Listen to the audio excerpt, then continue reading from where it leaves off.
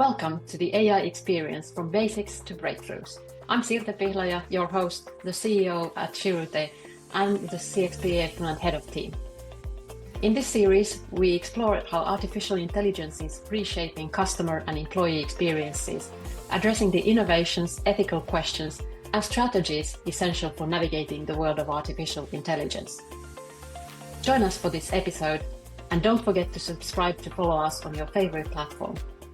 In today's episode of the AI Experience podcast, we explore how artificial intelligence and digital tools can elevate the human side of service. Alec Dalton, an expert in hospitality, customer experience, and leadership, joins us to discuss enhancing emotional intelligence, designing meaningful experiences, and preserving human connection in high-touch industries. We dive into making systems empathetic and why humane intelligence is essential to digital transformation. Today's guest, Alec Dalton, Executive Director at Accelerating Leaders and a certified customer experience professional. With a rich background at iconic brands like Disney and Ritz-Carlton, Alec blends hospitality with the science of service design to help organizations build emotionally intelligent cultures. He's a global voice in CX and EX, passionate about using AI and digital tools to elevate, not replace, human connection. Alec joins us to explore how humane intelligence can power truly memorable experiences in a digital age. Welcome to the show, Alec. Thank you, Sirte. I'm so glad to be here. It's such a treat to have you here again. I mean, this time on the mic instead of the stage. It was an absolute joy to host you here in Finland recently for your keynote and workshop. And I'm thrilled to continue the conversation today as we dive into how AI can help us design experiences that feel just as warm, thoughtful, and human. Exactly. Oh, it was a delight to be with you and our colleagues all across Finland. And while I'm not there at the moment, I certainly bring the Nordic spirit with me and send greetings from New York. Good. I'm happy that you have fond memories of our happiest country on earth. I still have the smile on my face. I can see that. First off, can you tell us about your journey into CX and AI and what led you to your current role? Certainly. So my career began working in hotels, whether it be as a housekeeping supervisor, a front desk agent, a concierge. I operated 5 luxury hotels up and down the east coast of the United States, from Boston to Orlando. As you noted, spent some time with Disney at Walt Disney World Resort in Orlando, Florida. Transitioned to the Ritz-Carlton for several years, including some management positions in properties around Washington, D.C., and then transitioned from there into the corporate world, working first in customer relationship management and then in global quality for all of Marriott's 30 brands and about 7,500 hotels around the world. The way I think about the journey into CX is that I'd always been in CX, even though I didn't necessarily realize it was called CX.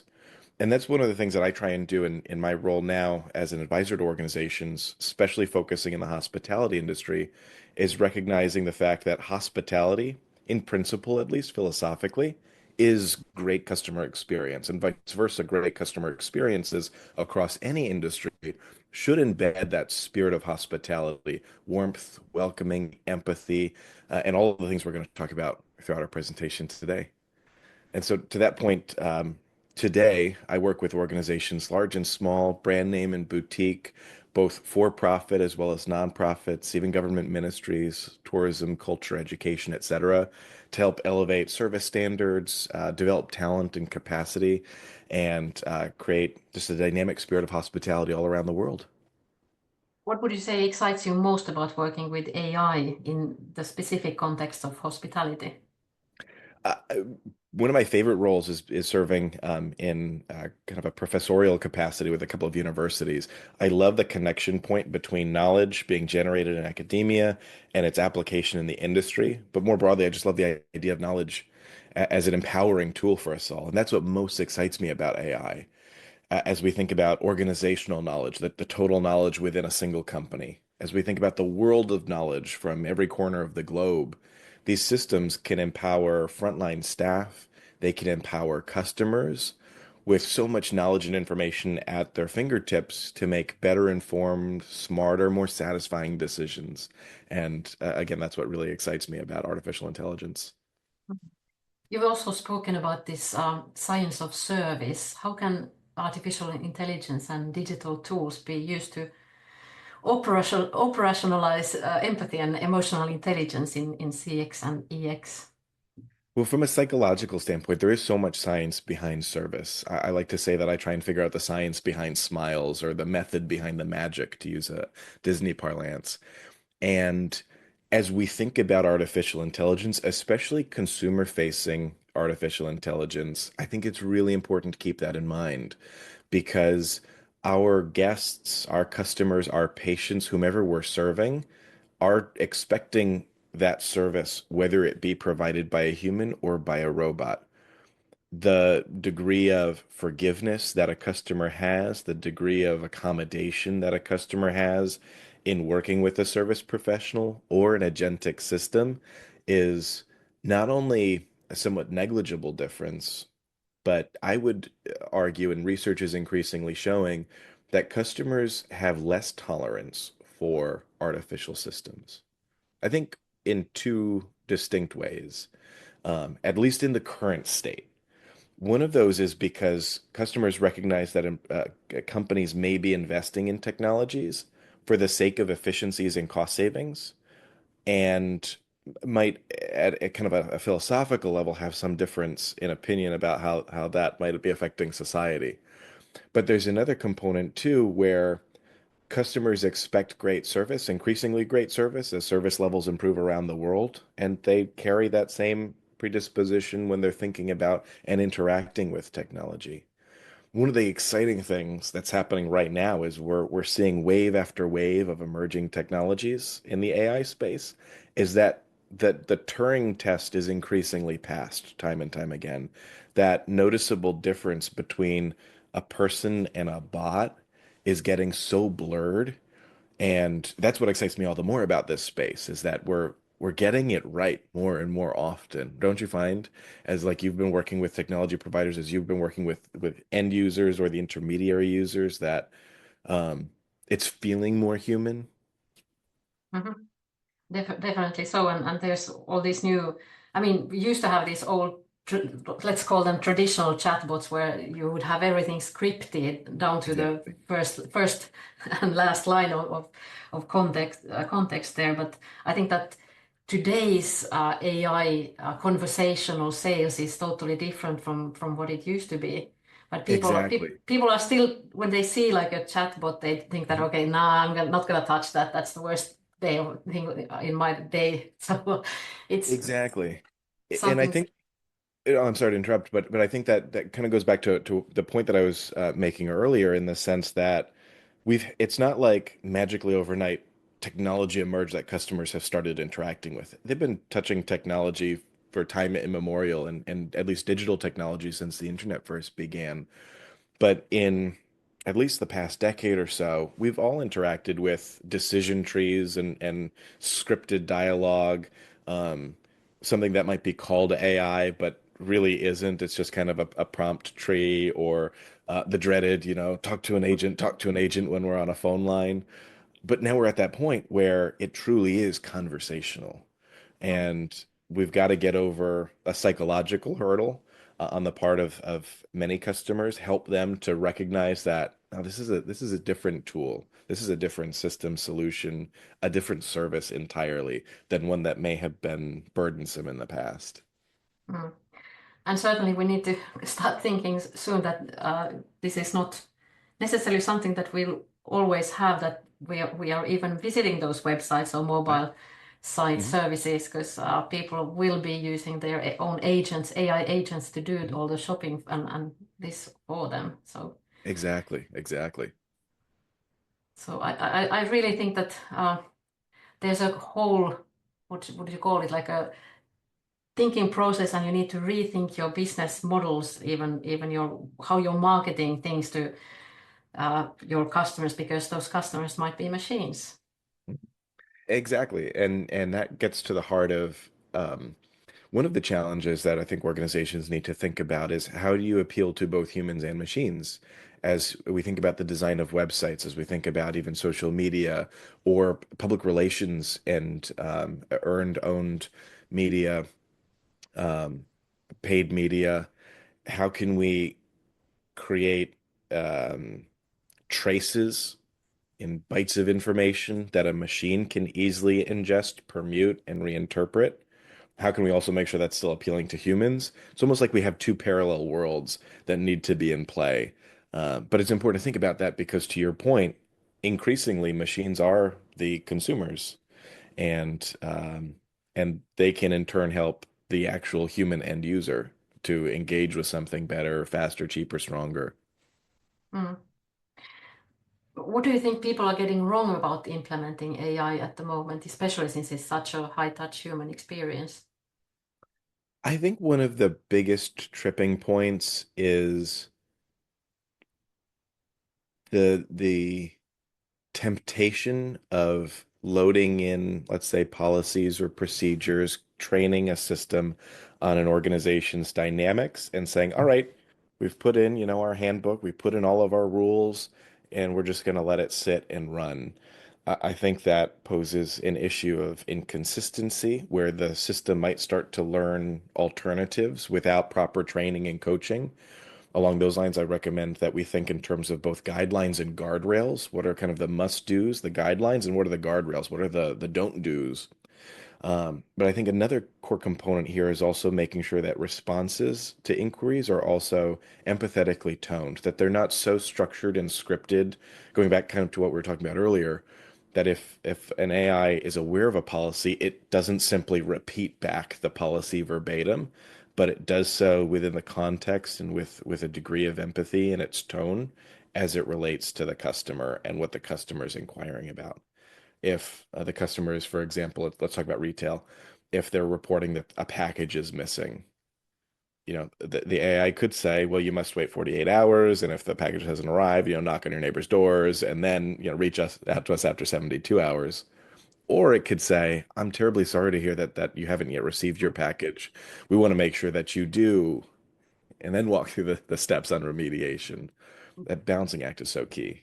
That's so funny because we've been discussing about this how empathy Hmm. in a role of even CSRs, customer service representatives, is something Hmm. that some people need to be taught.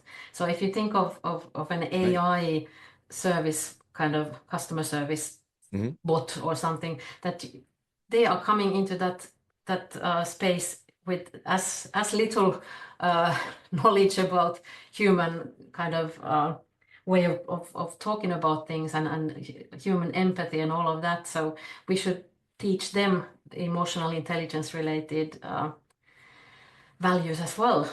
Exactly. One of the things that excites me, kind of thinking old world versus new world, is the fact that in days gone by, part of the reason why there were those concerns with customer care where it didn't always feel empathetic. I think there were two main drivers behind that. One was the fact that that's a highly emotional job as a recipient on the end line of emails, a mass inbox texts, or certainly voice calls. You tend to be fielding often a lot of negative emotion. Some caused by the organization of its policies, sometimes caused by the customer themselves and a lack of awareness or misuse or abuse of the program. But in any case, you're still kind of on the receiving end of things you didn't do or cause and still get that emotion projected. Um, and so that creates a lot of burnout. And there's a lot of research into the turnover and the burnout and its effects in customer care roles. But another component too is the fact that many organizations incentivized short call times. Mhm. I think in large part because of the fact that we're talking about human labor costs here. And, the shorter your call, the more calls you can take, the more customers you can pass through in the same amount of time. It's an efficiency factor. As we think about AI, we can't say it's infinitely scalable, and there's certainly costs associated with artificial intelligence applications, whether they be energy costs, whether they be, subscriptions or use case costs. But I think at least removing some of that transference of negative emotion and reducing that incentive to keep contact short Mm. is helpful towards creating an environment where systems um, are I don't want to say better prepared, I don't think that gives credit to the humans who have worked in those really important roles, but I think more empowered or allowed to Mhm. deliver the type of service that a customer would actually expect. Certainly, certainly. Shifting gears here, you recently spent time with Finnish service professionals in the hospitality industry specifically. How do you think the Nordic approaches to empathy and design thinking and all of this could influence the global AI conversation? Well, there are two components that come immediately to mind, and one we already joked about earlier, but it's the fact that Finland is the happiest country on earth. And that's certainly something that I felt firsthand across virtually every touch point around the country. And that spirit of warmth and welcoming that I don't want to say a perpetual smile on the face. It didn't feel fake or involuntary, but it felt genuine. And I think Mhm. understanding where that comes from culturally and being able to expand that elsewhere around the world is something that could be really valuable to many other places. Another key component, though, as I think about um, beyond the personal interaction, Nordic design in general, it's sleek, it's consistent, there's a clean aesthetic to it, but at the same time, it's uncluttered and it gets to the point. And there are so many parallels I think of in a CX world, and especially when it comes to artificial intelligence, where that same theory can apply. Responses should be relatively concise. Nobody wants to read a 5-paragraph essay when they ask a simple question of a bot. There should Mm. be consistency in the response from one guest to another in terms of the information that's being provided. But it should also be contextual, which is, I think, another key part of Nordic design. It speaks to the resources of the place. It speaks to the environment around us, and that context is also really important. Again, if we're contacting an agent to book a hotel reservation, let's say, and we use the word stay, for example, in conversation. Well, the word stay has at least 8 different definitions as a verb, never mind when we get into nouns. And so a system needs to be able to understand and kind of engage in that natural language, natural processing language in order to properly interpret what the guest Mm. is looking for. And that goes back into context. Yeah, well, you certainly passed the test about the Finnish Yeah. happiness. Whew. Thank you. Whew. You have worked with some of the most iconic service brands in the world. What lessons from Disney and the Ritz-Carlton do you think that the tech and the AI world needs to learn most urgently? I think, well, actually, it goes back to natural language processing.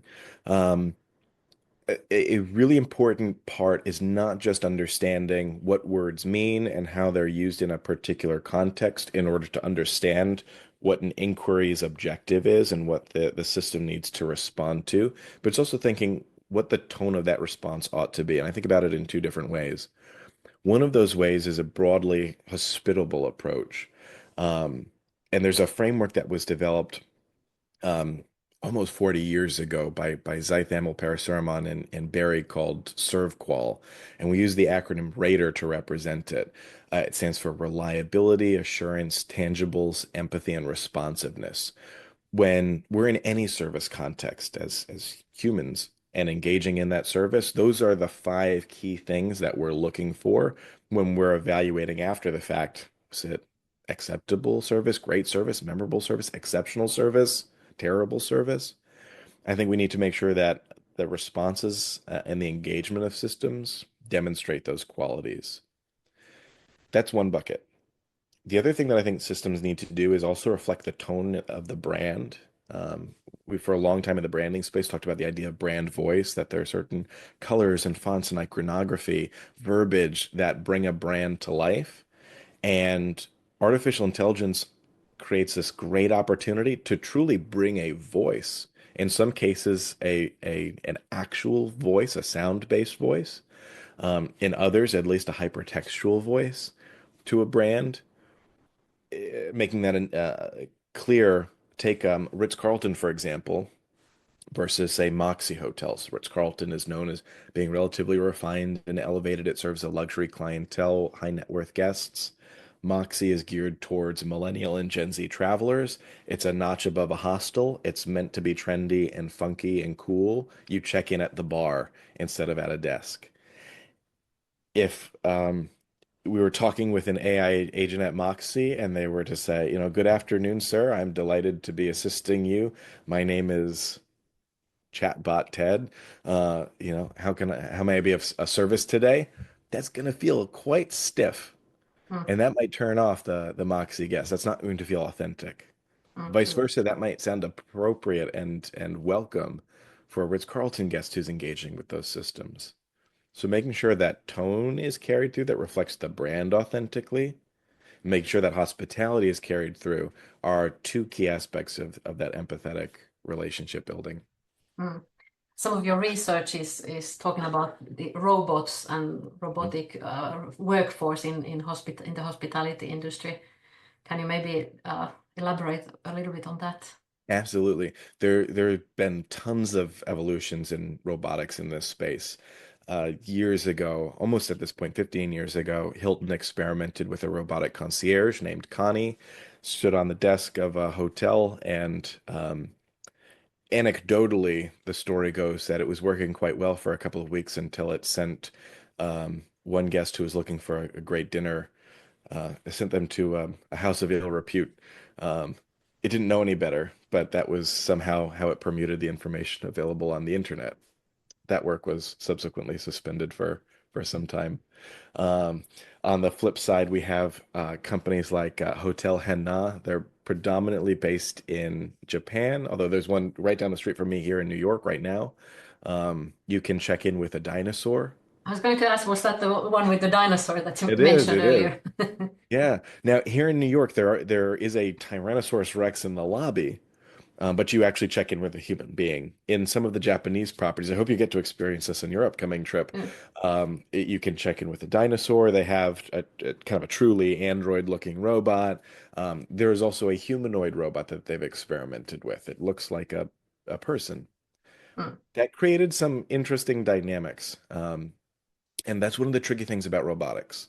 There is very much more of an uncanny valley factor when we have a physical representation of a human that is clearly not a human. mm, And I have faith in technology that one day we will create a truly humanoid object that doesn't freak people out. But it's the little things. It's the way that the wrinkles around the eye move as emotions adjust. It's the way that a smile turns up or down or becomes a frown in conversation. And it kind of goes back to even a little bit about what we were talking about with the chat functions or with voice functions earlier. Customers are really good about knowing when they're talking to a human and when they're talking to a machine. mm. And there's a creepiness factor and an uncomfortability factor, and sometimes a lack of forgiveness, rightfully or wrongfully, on the customer's part when they're dealing with a machine, um, because we don't really know as a species, I think evolutionarily, how to work with that right now. We're still figuring that out. Mm. Um, My advice when it comes to robotics, at least right now, given the state of the technology, is to kind of do what Hannah did in the first two cases. Make it something completely oddball like a dinosaur, or make it a robot. Like if it's a robot, make it look like a robot. We're not yet at the point where I think the average person in society is comfortable working with an android with skin. Um, that day will come, Mm. hopefully soon, and hopefully in a cool way. Yeah, But we're not there yet. I'm also thinking as we're visiting Japan soon, there's something called the robot cafe or something like this. And the Yeah. idea there is that you have actual people behind those robots. They are certain, like some kind of avatars for people who have issues with mobility and they're Mhm. actually bedridden at the moment. So for them to be able to be part of the society, they have created Exactly. this very much societal experience, let's say, that they get to move around with the robot as their avatar, and then they can have all these discussions with tourists mainly, I guess, but Hmm. still with other people. And I think I can't stop thinking that that must be really kind of helpful for them that they can still continue with their lives even though they can't be there in person. They might be, you know, on Mhm. Hokkaido or somewhere totally at the other far end of Japan, and then have these live conversations with customers, live customers. So I think that's a Exactly. really great experiment as To well. to a certain extent, the robotic technology, whether it be on premises or virtual like that, offers another degree of prosthesis. And I think we're able to include so many more people in the various aspects of society, but certainly within the hospitality industry, we can connect people even better than ever before. A good Mm, example of this from across the Atlantic, I believe it was Chick-fil-A, that was experimenting, and it seemed to be quite successful with having virtual order takers at drive-through kiosks. It wasn't just having their sound though, like you could actually see the person and interact with a real human being that just wasn't there on site. There were tons of mm, benefits, but one of those being that those who traditionally um, had where the industry made it difficult for a person to work there because of the physical requirements of the industry. Now we're able to bypass those through the supportive technology, and we can again create a better workspaces, work environment, working conditions to accommodate all. mm. If we come back to AI, do you see AI as an enhancer of human service rather than a replacement? I mean, can AI ever replicate the, let's say, magic moments that guests experience at places like Disney or luxury hotels? Or is it more, does it more have like a much more of a role in enabling those moments behind the scenes? Which one would you rather say is their place on this earth? Yeah, at this stage, I lean more towards the second part of your hypothesis there, that it's an enhancer. Um, we often talk in my team and with our clientele about the fact that hospitality ultimately occurs kind of in the last square meter, in that space between the guest and the professional who's taking care of them. In some cases, of course, that's over the phone or by chat, especially when we're making bookings, making inquiries, or trying to resolve challenges. But so much of hospitality happens in a physical space. When we're in a restaurant, for example, and an order of food gets presented and hopefully creates a wow moment, the sizzling fajitas or the, a fizzy drink with a splash of smoke. If we're in a hotel, it's having a nice amenity placed in the room to welcome a guest. Until robots get so sophisticated that they can deliver those capably without that uncanny valley factor, Hmm, uh, I don't see this artificial technology outright replacing people. hmm, Uh, are there back office functions where I think technology can do a better job, more seamless job, play a more empathetic role? Probably, and I think that's already happening, as we already talked about, especially in the case of certain chat functions, certain voice functions, where AI can be, it just possesses access to greater degrees of knowledge. We don't have to worry about human memory, human language processing, as much as we talk about natural language processing in an artificial intelligence space. We flub up our words too as human beings. hmm, So sometimes the technology can be a little bit more seamless, more consistent, more concise. Um, but one other piece that I generally advise organizations is if you're going to use technology, especially artificial technology, to engage with customer, consider having an intermediary. So perhaps, let's say we're in a call center in a hotel, fielding inquiries, reservation, sales, to customer support of any kind. Perhaps the AI can help in generating rapid responses, but perhaps there's a human who says approved or yeah. not, at least for the time being, while we're in testing phases with new implementations and upgrades and things like that. Hmm, That way, we make sure that at the very least, we're not disappointing the customer, disobeying our own policies, procedures, those guidelines and guardrails, and in the process, making sure that we're delivering hospitality too along the way. hmm.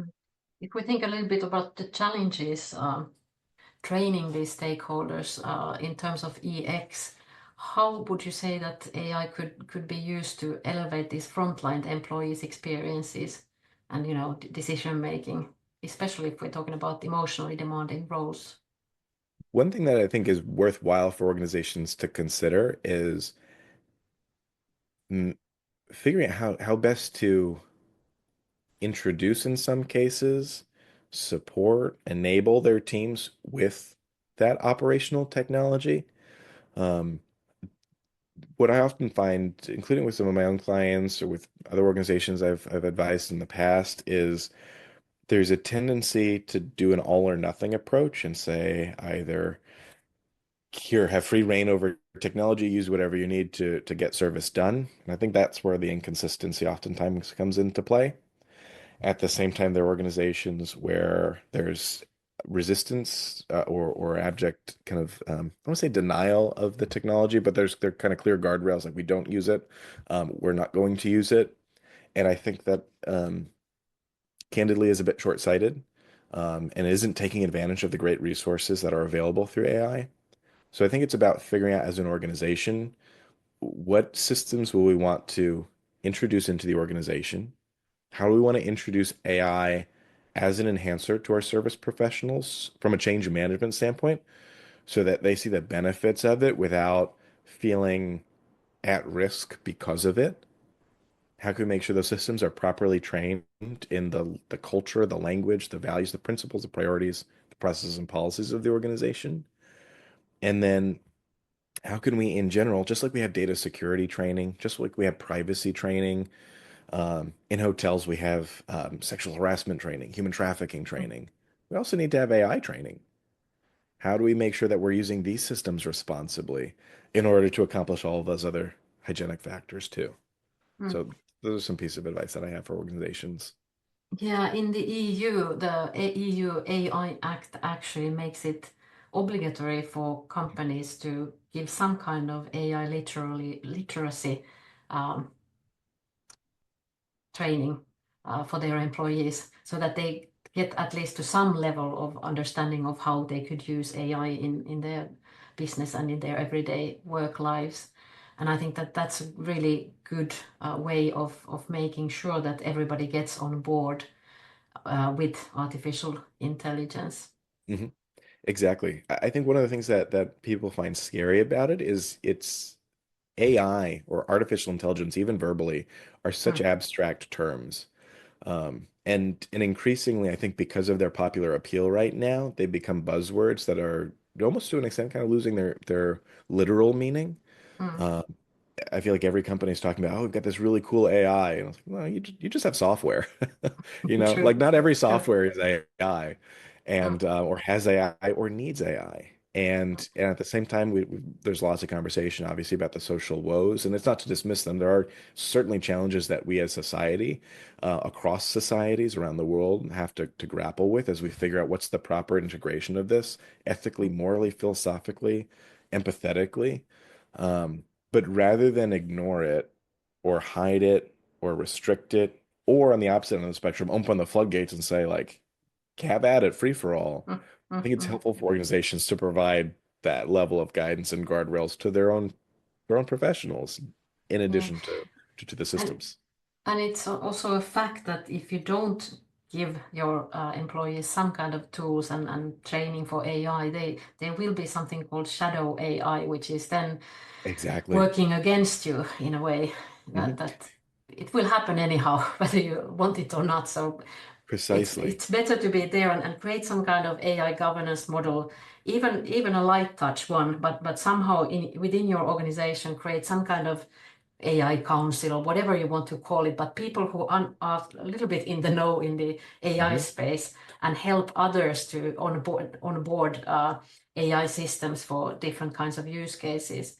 Because we've done all of these workshops with our clients where people started like not knowing almost anything about AI Hmm. or on the other hand, we might have some that were really, really enthusiastic and they just didn't know how to move forward with that. Right. And then, ideating use cases with them and you see how their eyes brighten and how they get really enthusiastic about it when they get to, I don't know, create their own digital twins or we create Hmm. some kind of, AI, like product AI for them, talking products that actually take the lead in trying to give another way for customers to interact with the company. And when Exactly, you exactly. get that, practical, hands-on experience yourself of your, for instance, for your own digital twin, I have, by the way, my own on Sirta.fi if you want to visit and talk with her. She's She's not quite, fun. So not she, not you, but she's very smart. yeah, well, she has some of my knowledge in machine customers and AI, not entirely download of my brain. So you might want to consider, and if she talks something weird, then it's not it's not me. But Just a anyhow, I caveat. think that, but having those like practical ways of trying out these things yourself in real life, and with no constraints from your organization, that what kind of information are you allowed into putting into this because it's some kind of business secret or whatever. Mhm. I think it's a very good way of getting hands-on experience about AI and then starting that process of creating these things for your Exactly. customers and employees alike. Well, and as you're speaking too about that shadow function, I think of research that was done by MIT over the last decade and beyond about what they term the hidden factory. And it was the idea, even preceding AI, that, I mean, when we talk about employees, we're talking about people. And people are smart. People find a way to do things better, cheaper, faster, less risky, less harmful, less burdensome, um, for the sake of the organization, for the sake of their peers, for the sake of themselves. And it's true in every organization that each individual operator is going to find their own way to get work done. I don't want to say regardless of the policies and procedures of the organization, but certainly with only some degree of deference to them, and that Mm, degree varies person to person. But that becomes all the more evident in the world of AI, where there are so many tools available and so many ways to use those tools. And I think that's where it is important for organizations, rather than to shy away and say, well, we're not going to touch it. mm. People And will it's find a all way to use it. it's all about convenience. I mean, if you Mhm. are able to give some of your tasks, that's one of the things that keeps Right. coming back from those ideation workshops is that how do I get all of my work basically done by an AI agent that then Mhm. acts as myself. Right. So it's definitely there that we identify those things where we don't want to keep like spending our days so that we Mhm. could rather put that for an AI agent to do or some kind of representative of ourselves. And then we could actually take that time and create better customer experiences. Like I always say, I hate when people say that, hey, let's make this more like productive and let's start selling more. But rather we should think that can we somehow use that time to create better customer and employee experiences, and then there comes the sales and all of these like financial figures. They are bound to come if you do it right. Precisely. And as I think about the hospitality industry too in recent trends, that's been the overtone across the industry too. Like we said, AI is certainly not at a stage now where it can be an abject replacement for humans. So instead, how can it be an enhancer? And I think of the classic front desk agent role or clerk role in a hotel. Already we're seeing organizations, and it's been happening even before AI, but now increasingly so, refer instead to those staff members as guest experience agents or guest experience coordinators, or the language, the nature of the role changes as it becomes less about assigning rooms, managing the guest folio and the register of the house, and more about how do we introduce the guest to the amenities of our property and to the attractions in the vicinity of the hotel. How do we help them craft an itinerary based on whatever is bringing them to the space or helping them get to their next destination? How can we make sure that if they have any concerns along the way, if there are any bumps in the road, that we're able to dedicate the time and the mental bandwidth and energy towards truly helping the guests have a great experience instead of being tied to, emailing copies of receipts or, Mm. playing Tetris with which room is available when. Yep. Yep. Can you maybe share with us an example where digital or AI enabled solutions have significantly enhanced the customer journey in a way that, I don't know, felt maybe more human, not less so because there was technology involved? Well, I don't know if this example is going to hit the mark on more human, but one of the the most emotionally satisfying examples I've seen so far came from Disney. In the parks around the world, guests have an opportunity to interact with characters. And I'm not going to spoil the magic and tell you who the characters actually are, but as you're talking with Mickey Mouse or Elsa from Frozen, you get to meet the characters in so Mhm. many ways. But characters like Mickey or Minnie Mouse or Buzz Lightyear for so long were almost imprisoned in these. I'm going to assume we're talking to adults here on this podcast. So we're talking about people in costumes. Spoiler alert, right? But those costumes didn't move. They didn't have Mhm. facial expression. Mickey's eyes were always wide open, his mouth was always ajar, and he never talked.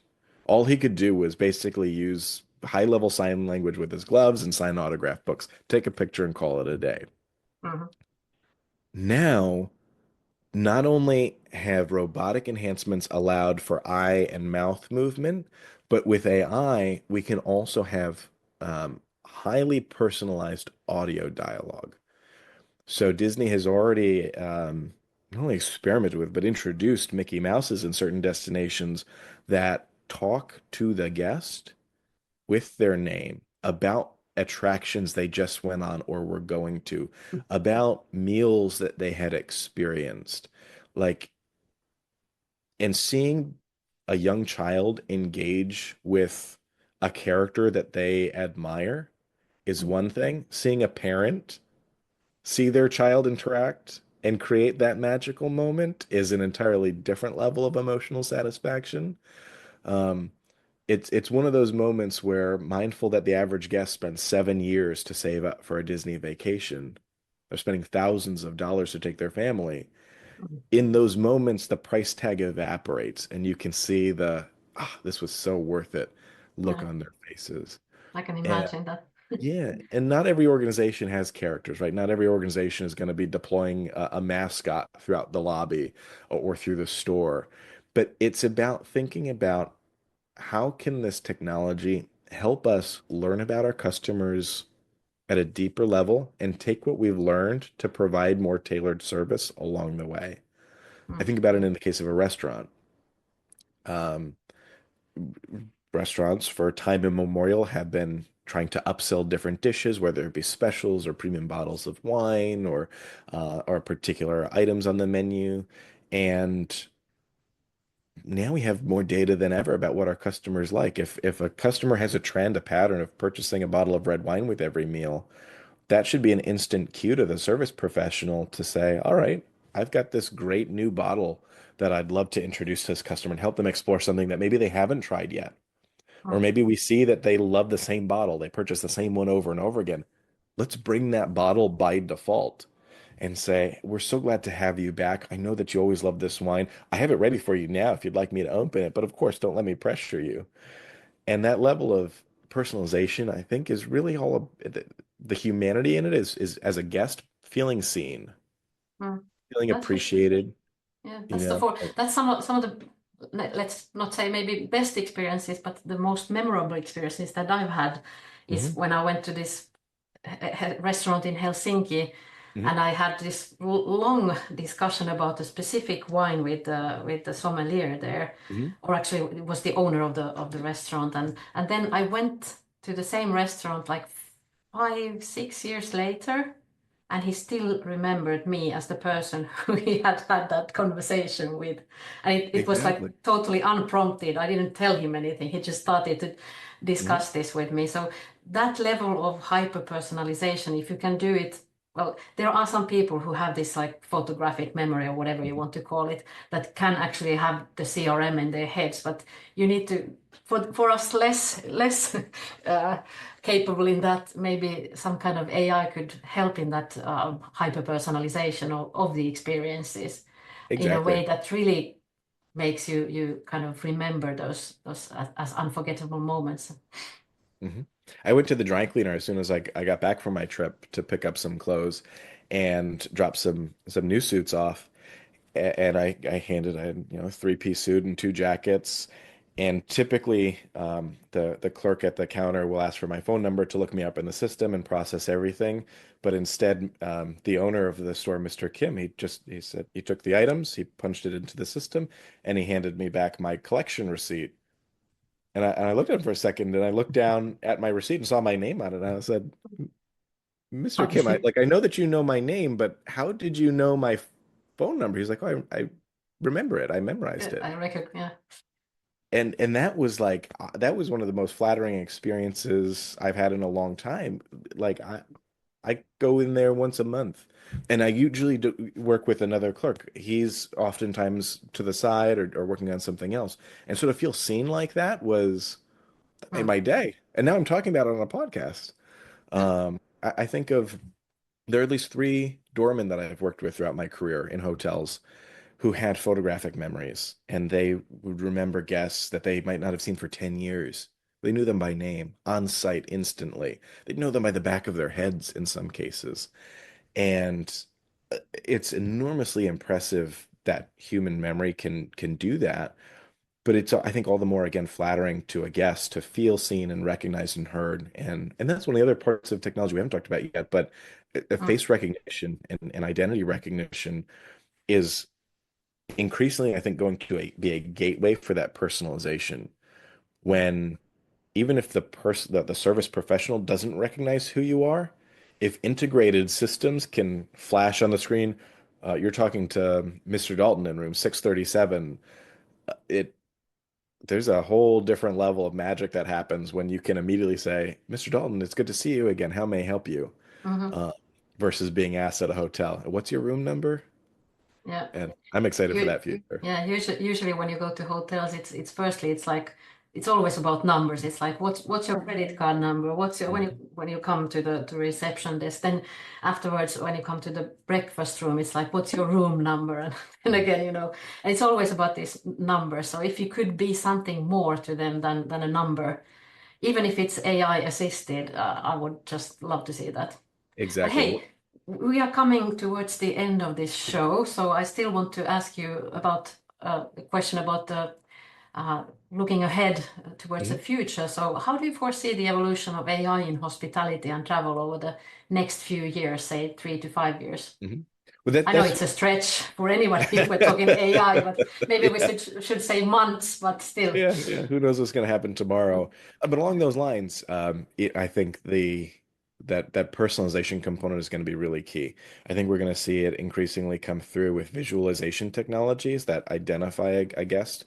I think it's going to help service professionals not only deliver that more prepared and empowered and informed service, but also it's going to create better work environments too for team members. One of my name recognition has always been really important in luxury hotels, for example. In all five of the hotels I worked in, I had an earpiece and a radio hidden behind my jacket. And as a guest would arrive at the front door, it was the doorman's responsibility to essentially start this chain reaction of passing the baton from the doorman to the bellman to a greeter in the lobby to the front desk agent, saying, Mr. Smith is approaching you or Miss Piliah is approaching you. And that earpiece gets really annoying really fast. It's not comfortable. And when you're trying to talk to somebody and you have a radio in your ear, it's disorienting. Mm. Um, and Even this. technology is soon able to take away that the past burdens of technology become the opportunities of future technologies. So Mm. there's one. I think about even after a stay has happened, when we're talking about guest feedback, um, we can use AI to interpret sentiment in social reviews, in survey responses. To a certain extent, we can even bypass surveying. I think the more we can capture a guest while they're with us in-house, while they're in the restaurant, while they're in the store to make sure they're satisfied, before they leave, the more opportunity we have to win them back over because there are only so many cards we have left in the deck once they're already out of the building. And that's where, again, it kind of comes into a balancing act between that visual technology, between sentiment related technology. All of this to say, organizations need to think about how we orchestrate this with integrated information systems, how we link our CRM to these artificial systems, how we link any revenue generating or sales oriented systems, how we link operating systems, point of sale systems in hotels, property management systems. That's where I think, if I think about the next couple of years, I feel like that's where a lot of the attention is going to be. There have been a lot of focuses on the threads, the application specific technologies that solve particular components in a guest experience and a supply chain and an overall business's operation. Now, how do we bring it together in an orchestrated system? And that's where I'm going to put my money. Mhm. What do you think? Where if you Ooh. flag your crystal ball, what's coming? Let me start it with my AI agents and machine customers. I mean, I started talking about them 5 years ago, and now I see like plop, plop, plop, plop, plop. Every single big Everywhere. brand Yeah. is everywhere. So if I had the crystal ball, but I guess I had it back then because I was talking about these things already then, and now I'm finally seeing that my vision come true in real life. Hmm. I think that it's going to be more even hyper personalized in that Right. sense. I really put in my bets on that part of the game.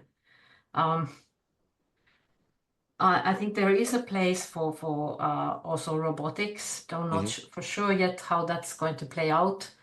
I understand there's Nvidia who's saying that like how I don't know there's like tens of thousands and hundreds and thousands of these AI agents that are going to be physical AI enhanced. So that Hmm. is a little bit scary at the same time, I Yeah. guess. Yeah. But we'll see. We'll see. Those are definitely some of those things. But at the same time, I think that what I want to see, I don't know if it's going to happen, is Hmm. to get more of this humane intelligence, as you really nicely put it, that artificial intelligence really becomes human centric, and Hmm. we don't lose that part of ourselves, whatever we do with technology. Exactly. Exactly. And I think that's the core of every conversation about AI should entail in at least some form, where do we leave room for humanity? Mm, And I don't even know if that's a fair question. Perhaps how do we prioritize humanity is a better question. Um, because the last thing we need is a world where it's it's just robots talking to robots all day, every day, and we're left to the sidelines twiddling our thumbs wondering like, what do we do? Like, yeah. I can't imagine a world in which we're all just on vacation all the time. As lovely as that would be, I just don't know what economic model would support that. Yeah. So instead, how can we make sure that we have places in society where people can find meaning and purpose through fulfilling an important and value-adding work? But also, how do we make sure that that technology is also supporting the experience of the end user, wherever in the chain that end user, that human user comes? Mm. Lovely. I think that rounds up very well the Yeah, good discussion food for we've had. thought. We've had. Um, Last question. Where can the members of our audience learn more about your work or connect with you if they have more questions coming up after having listened to us? Great question. I always love engaging with colleagues, whether it's about artificial intelligence, whether it's about hospitality. You're welcome to connect with me on LinkedIn. You can simply search Alec Dalton there. You're also welcome to explore the work that my team is doing at www.acceleratingleaders.com. And we look forward to continuing the conversation in some way, shape, or form. Very good. We'll make sure to put them down there, the links, so that people can follow those. That brings us to the end of today's episode. Alec, thank you so much for joining us and sharing your wisdom on designing these emotionally intelligent, human-centered experiences with AI. Your Oh, kiitos, insights, Jukka. Always a ole pleasure. hyvä, ole hyvä. Your insights have really, I mean, shaped by your journey from the Ritz-Carlton to all of this, are truly highlight how the timeless principles of hospitality can guide our digital future, I think. And to our listeners, thank you for tuning in. If you enjoyed this conversation, don't forget to follow the AI Experience podcast and share this episode with your network. Until next time, stay curious and stay human. Thank you. Thank you for tuning into the AI Experience, from basics to breakthroughs. We hope today's conversation sparked new ideas and insights on your AI journey. If you enjoyed this episode, Don't forget to subscribe for more discussions with leading experts in AI, customer experience, and innovation. Join us next time as we continue to explore the transformative power of artificial intelligence.